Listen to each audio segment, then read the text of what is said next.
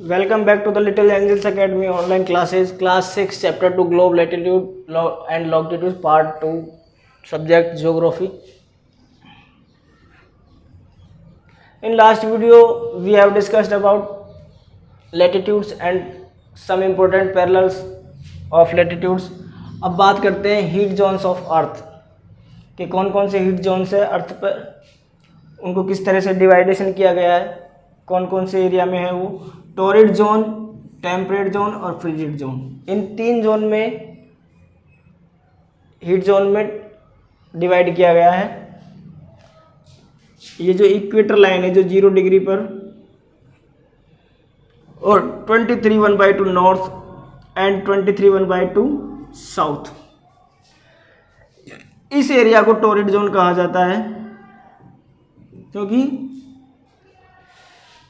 it has received maximum heat from to the sun। ये सबसे ज़्यादा हीट महसूस करता है कि इसकी यानी कि जो सन की जो रेज होती हैं वो डायरेक्ट इस एरिया में आती हैं, तो यहाँ सबसे ज़्यादा हीट जो है रिसीव होती है इस एरिया में, इसीलिए इसको क्या कहा गया है, टॉरिड जोन कहा गया है। यानी 23 1/2 नॉर्थ और 23 1/2 साउथ, यानी लाइन ऑफ कैंसर और लाइन ऑफ कैप्रिकॉन और कैंसर के बीच का जो एरिया है ये टॉरिड जोन में आता है क्योंकि this area has receive maximum rainfall maximum heat, इसलिए इसको क्या कहा गया है, टॉरिड जोन कहा गया है। उसके बाद बात करते हैं हम टेम्परेट जोन की।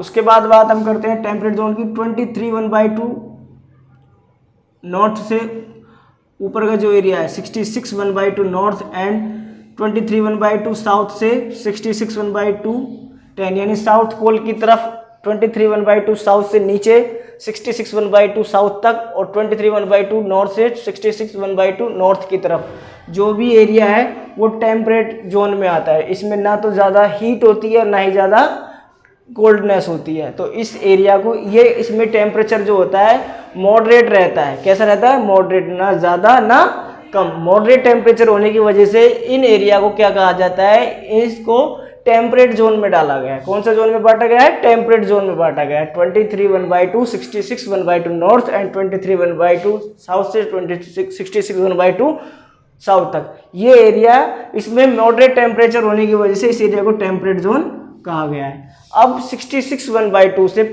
नॉर्थ पोल और 66 1/2 साउथ से साउथ पोल तक इस एरिया को कहा गया है फ्रिजिड जोन। कौन सा जोन कहा गया है, फ्रिजिड जोन। यहाँ पर वर्ष भर पूरे year through the year snowfall होता रहता है, बहुत ज़्यादा ठंड होती है। यहाँ पर इसकी जो सन रेज जो होती हैं बहुत ही स्लाइंटली पड़ती हैं, बहुत कम रेज पहुँचती हैं। इस वजह से इस एरिया को क्या कहा गया है, फ्रिज जोन कहा गया है। यहाँ पर बहुत ज़्यादा ठंड पड़ती है, जो सन की रेज है वो डायरेक्टली स्लाइंटली तिरछी पड़ती हैं, यहाँ पर इतनी हीट नहीं होती है, इसलिए इनको क्या कहा गया है, फ्रिजिड जोन कहा गया है। तो 0 डिग्री से 23 1/2 नॉर्थ और 23 1/2 साउथ, ये इस एरिया को टॉरिड जोन कहा गया है क्योंकि this area has maximum heat, receive maximum heat. इस एरिया पर सूर्य की जो किरणें, सन की जो रेज है वो डायरेक्टली फॉल होती हैं, इसलिए यहाँ पर ज़्यादा हीट होती है और इस हीट की वजह से इस एरिया को टॉरिड जोन कहा गया है। इसके ऊपर चले जाइए 23 1/2 नॉर्थ से 66 1/2 नॉर्थ और 23 1/2 साउथ से 66 1/2 साउथ तक ये टेम्परेट जोन होता है। क्यों, क्योंकि इसमें जो टेम्परेचर होता है वो मॉडरेट होता है। मॉडरेट यानी कि ना ज़्यादा और ना ही कम, मॉडरेट यानी बीच के लेवल का होता है, तो इसको टेम्परेट जोन कहा गया है। और इससे ऊपर 66 1/2 नॉर्थ से नॉर्थ पोल तक और 66 1/2 साउथ से साउथ पोल तक, यानी अंटार्कटिक रीजन और आर्कटिक रीजन, इन दोनों को क्या कहा गया है, फ्रिजिड जोन। यहाँ पर पूरे साल स्नो होती है, स्नो से ये एरिया कवर्ड रहता है। सूर्य की जो किरणें, सन की जो रेज है वो डायरेक्टली फॉल नहीं होती है, स्लाइंटली गिरती है, स्लाइंटली फॉल होती है, इतनी हीट होती नहीं है, तो इस वजह से इनको क्या कहा गया है, फ्रिजिड जोन। यहाँ पर पूरे थ्रू द ईयर जो आइस है स्नोफॉल होता रहता है, इसलिए इसको क्या कहा गया है, फ्रिजिड जोन कहा गया है। अब बात करते हैं व्हाट आर लॉन्गिट्यूड्स, कि जिस तरह से किसी लोकेशन को परफेक्ट लोकेशन को पता करने के लिए हमें लॉन्गिट्यूड की आवश्यकता होती है। किसकी आवश्यकता होती है, लॉन्गिट्यूड जैसे नाम से ही जान रहे हैं, जो लॉन्ग लाइन, जो इमेजिनरी लाइंस हैं इस अर्थ के ऊपर और लेटीट्यूड वो लेटी हुई लाइन से जो, तो उनको लोकेशन को ज्ञात करने के लिए, फाइंड करने के लिए, एक्चुअल लोकेशन फाइंड करने के लिए हमें इनकी भी आवश्यकता होती है। किनकी? लॉन्गिट्यूड की, न कि केवल लैटिट्यूड से काम चल जाता है। जैसे मान लीजिए किसी ने कहा 20 डिग्री लैटिट्यूड और 20 डिग्री साउथ लैटिट्यूड, कोई दो लोकेशन दे दी हमको साउथ, ठीक है, दोनों की 20 डिग्री 20 डिग्री है। तो लैटिट्यूड अगर वो लैटिट्यूड पर है तो वो मान लीजिए इस लैटिट्यूड 20 डिग्री पर है, तो वो यहाँ पर भी है, यहाँ पर भी है। तो हम कैसे एग्जैक्ट लोकेशन निकाल पाएंगे? तो इसके लिए हमें कौन सी लाइंस की, इमेजिनरी लाइन की आवश्यकता होगी? वो होगी लॉन्गिट्यूड की, जो कि रेफरेंस लाइन्स होती है। अब यहाँ पर मान लीजिए इस पॉइंट 20 डिग्री पर, और इसकी हम बात करें, इसकी कोई डिग्री डिनोट की गई है, मान लीजिए 65 डिग्री ईस्ट या वेस्ट। उसको तो हमने नॉर्थ और साउथ से काउंट किया था, इसको करते हैं ईस्ट और वेस्ट से डिनोट करते हैं, यानी कि जो इसकी जो रेफरेंस लाइन है, जो प्राइम मेरिडियन है, उसके इस पीछे की तरफ वेस्ट और आगे की तरफ है। तो जब हम उसको फाइंड करेंगे तो हम उसकी लॉन्गिट्यूड पोजीशन को देखेंगे कि वो किस तरफ है, कितने डिग्री ईस्ट में है, कितने डिग्री वेस्ट में, तो हम उसको क्या कर सकते हैं? फाइंड कर सकते हैं। क्या कर सकते हैं? फाइंड कर सकते हैं। आया समझ में? फिर से देख लीजिए, मान लीजिए 20 डिग्री साउथ पर दो लोकेशन दे दी हमको, तो ये पूरा 20 डिग्री है, ये लेटीट्यूड लाइन्स है, तो लेटी हुई है यहाँ पर भी 20 डिग्री, और यहाँ मान लीजिए एक लोकेशन यहाँ पर और एक लोकेशन यहाँ पर है, ठीक है। अब ये 20 डिग्री, ये भी 20 डिग्री। अगर हमको पता लगेगा कैसे, तो हम ये जो लाइन लॉन्गिट्यूड लाइन्स हैं, इनमें भी डिग्री से डिनोट किया होता है। जो अब यहाँ पर जो लोकेशन है उसकी डिग्री का अगर हमें पता होगा तो हम बता सकते हैं एग्जैक्ट लोकेशन के, इस तरफ वो है और इस तरफ दूसरी लोकेशन, ए और बी मान लीजिए, ठीक है। तो ए के बारे में अगर बात करते हैं तो इस डिग्री के साथ साथ लैटिट्यूड की जो डिग्री है उसके साथ साथ हमें लॉन्गिट्यूड की भी पोजीशन, लोकेशन का पता होगा कि इस डिग्री लोकेशन पर वो है, तो हम उनको क्या कर सकते हैं? बता सकते हैं। यानी दोनों तरफ से, लैटिट्यूड से भी और लॉन्गिट्यूड से, तभी हम एग्जैक्ट लोकेशन को क्या कर सकते हैं? फाइंड कर सकते हैं। अब बात आ longitude, unlike parallel of latitudes all meridian are equal of length. जिस तरह से लैटिट्यूड्स की लेंथ इक्वल होती है, ऐसे इक्वल इनकी भी लेंथ क्या होती है? इक्वल होती है। किनकी? लॉन्गिट्यूड की। All country decided the count should begin from Greenwich where the British Royal Observatory is located, this meridian called is prime meridian. अब लॉन्गिट्यूड लाइन्स को क्या कहा जाता है? मेरिडियन कहा जाता है। क्या कहा जाता है? मेरिडियन कहा जाता है। लेकिन जिस जगह से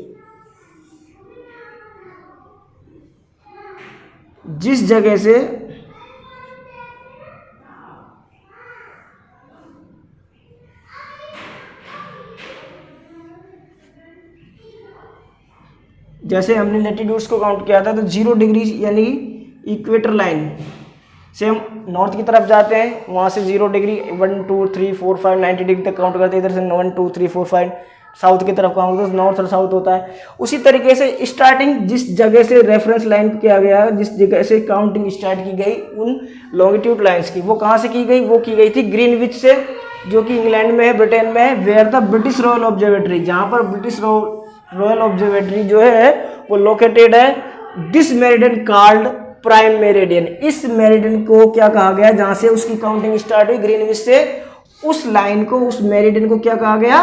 प्राइम मेरिडियन क्या कहा गया? क्या कहा गया? प्राइम मेरिडियन कहा गया, क्योंकि सभी कंट्री ने डिसाइड किया था कि उसकी जो काउंटिंग है वो कहाँ से स्टार्ट होगी? ग्रीनविच से होगी, जहाँ पर क्या है? ब्रिटिश रॉयल ऑब्जर्वेटरी है, सिचुएटेड है, वहीं से उसकी काउंटिंग स्टार्ट हुई। और जहाँ से उसकी काउंटिंग स्टार्ट हुई उस लाइन को हमने क्या कहा है? Prime meridian. और इसको क्या कहा गया था? जो इस अर्थ को 2 इक्वल पार्ट्स में डिवाइड करती है, इसको लाइन्स ऑफ इक्वेटर, ठीक है। अब आगे बात करते हैं लॉन्गिट्यूड एंड टाइम्स।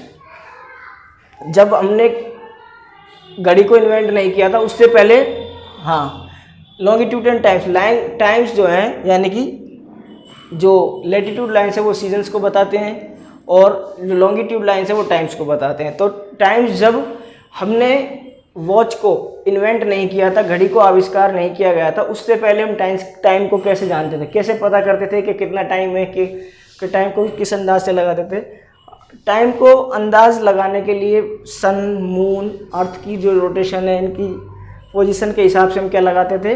टाइम का अंदाज़ा लगाते थे। और फिर दूसरी शैडो यानी कि सूर्य की डेली राइज होता है, कौन, सन डेली राइज होता है और राइज भी होता है और सेट भी होता है, डेली राइज एंड सेट, ये प्रोसेस रेगुलर चलती रहती है। तो उससे हम शेडो से लगाते हैं, यानी कि जब सबसे हमारी शेडो बिल्कुल सबसे छोटी होगी, यानी कि वो कौन सा टाइम होगा, दोपहर का होगा। बिल्कुल नून के टाइम में हमारी जो शेडो है वो क्या हो जाती है, बिल्कुल शॉर्ट हो जाती है, बिल्कुल छोटी हो जाती है। और इवनिंग के टाइम में और मॉर्निंग के टाइम में वो क्या हो जाती है, बड़ी हो जाती है। यानी कि जब हम सूर्य को उगते देखते हैं, राइज होते देखते हैं, तो हमारी जो शेडो है वो थोड़ी लंबी होगी। तो मॉर्निंग के टाइम को भी हम अंदाज़ा लगा लेते हैं, और शाम के टाइम भी जब सनसेट होने को जाता है तो भी हमारी जो शेडो है वो बड़ी हो जाती है। इस तरीके से हमने क्या किया था, टाइम को जाना था, टाइम को अंदाज़ा लगाया जाता था, टाइम को पता किया जाता था इस तरीके से सन के राइज और सेट होने से।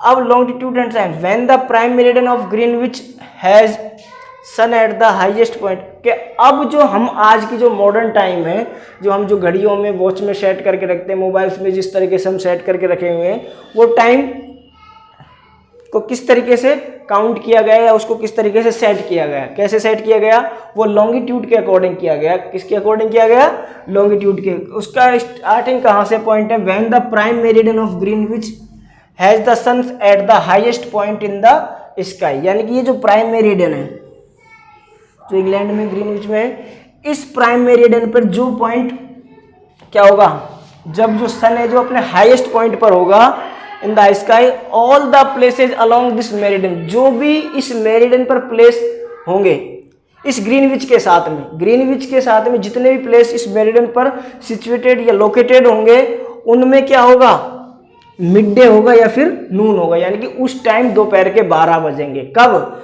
कहां पर, उस जीरो मेरिडियन पर सिचुएटेड होने वाले सभी प्लेसेज पर, यानी कि जब इस जगह पर सन जो है हाईएस्ट पीक पर होगा, इस स्काई में सन आकाश में सबसे ऊंचाई पर होगा, अपने हाईएस्ट पीक पर होगा, तो इस प्राइम मेरिडियन पर लोकेटेड उन सभी प्लेस में इस ग्रीनविच के साथ साथ क्या होगा, 12 बजेंगे। उस टाइम जहां पर 12 बजे तो वहां पर भी 12 बजेंगे। अब ये जो मेरिडियन है और इक्वेटर से, इक्वेटर में तो नॉर्थ और साउथ से डिनोट किया जाता था, और इक्वेटर में हमने मेरिडियन में या लॉन्गिट्यूड में हमने कहा था कि ईस्ट और वेस्ट, आगे की तरफ ईस्ट और पीछे की तरफ वेस्ट। आया समझ में, इस तरीके से डिनोट किया जाता है। तो those places east of Greenwich will be ahead of Greenwich time, those the will be behind, जो ग्रीनविच से ईस्ट की तरफ होंगे। मान लीजिए यहाँ पर क्या 12 बजे हैं, क्या कितने बजे, इस पर हाईएस्ट पीक है 12 बजे, कितने बजे, 12 बजे। तो ये आगे जाकर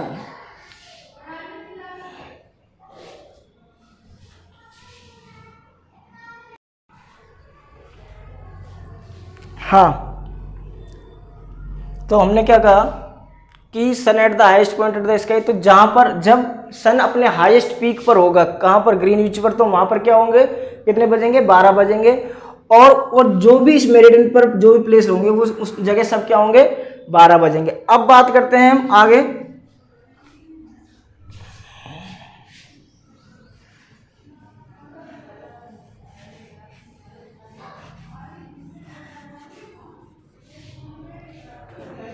कि पृथ्वी की जो एक रोटेशन है वो कितने आवर में कंप्लीट होती है, 24 आवर में। कितने 4 आवर में, 24 आवर में। जो हमारी अर्थ है वो कितने डिग्री घूमती है, 360 यानी 360 डिग्री घूमती है। तो हम इसको 24 से इक्वल करते हैं, तो 1 आवर में कितनी डिग्री जाएगी, 15 डिग्री इक्वल 1 आवर, कितनी होगी, 1 आवर। और 1 मिनट इक्वल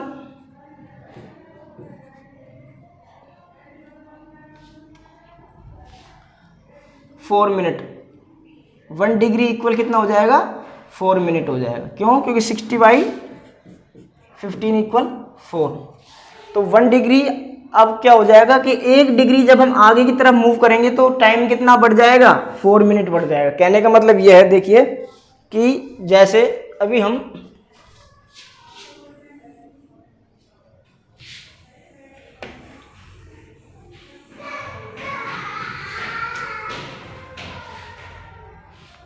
24 आवर में 360 डिग्री घूम रही, तो 1 आवर में कितनी डिग्री, 15 डिग्री।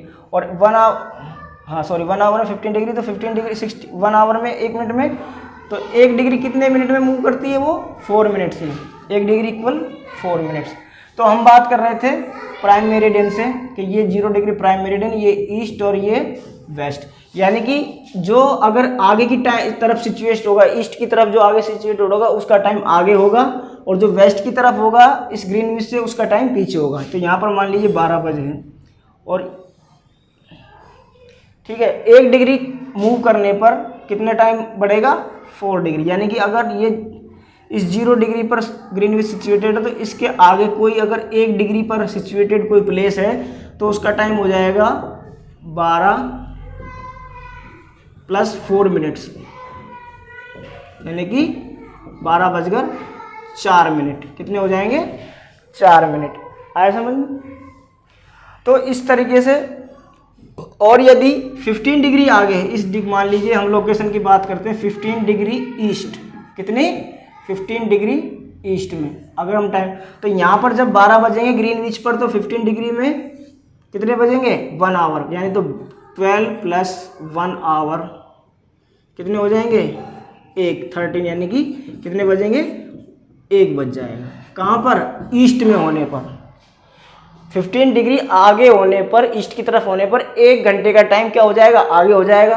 और अगर हम वेस्ट की तरफ जाते हैं तो वो 1 घंटा क्या हो जाएगा, कम हो जाएगा। तो अगर 15 डिग्री की बात करें यहाँ पर, तो कितने हो जाएंगे, 12 - 1 आवर, यानी कि 11। कितने बज जाएंगे, 11 बज जाएंगे। आया समझ में? तो इस तरीके से ये सारी चीज़ें फिर से समझ लीजिए, इसको रिपीट कर देते हैं कि हमारी अर्थ जो मूव करती है 24 आवर में, वो कितने करती है, 360 डिग्री। तो 1 आवर में कितनी मूव करेगी, 15 डिग्री। ठीक है, कितनी करेगी, 15 डिग्री इन 1 आवर। तो 60 मिनट में, तो 15 डिग्री कर दी, तो 1 मिनट में कितनी मूव करेगी, आगे समझ।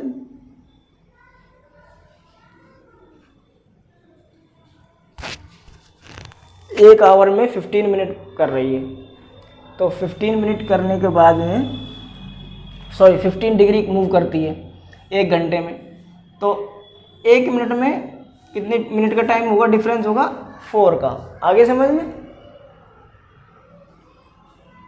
तो जैसे ही हम 15 डिग्री लोकेशन को 0 डिग्री मेरिडियन से ईस्ट की तरफ लेके जाएंगे, तो प्लस क्या हो जाएगा, 1 आवर, क्योंकि 15 डिग्री कितने आवर में मूव कर रही है वो, 1 आवर में। तो यानी कि 1 आवर जैसे बात करते हैं हम, दोनों तरीके से देख लीजिए। 0 डिग्री से अगर हम बात करते हैं, ग्रीनविच पर 12 बजे हैं और कहीं पर 1 बजा है, तो वो कितने डिग्री लोकेशन पर होगा, ईस्ट में होगा 15 डिग्री, क्योंकि 1 आवर में कितनी डिग्री मूव करती है हमारी अर्थ, 15 डिग्री कर रही है। आया समझ में? तो इसी तरीके से अलग अलग प्लेसेस पर क्या किए गए हैं, टाइम को बताया गया है। आगे समझ में? लॉन्गिट्यूड किस तरीके से आपको टाइम को डिनोट कर रहा है।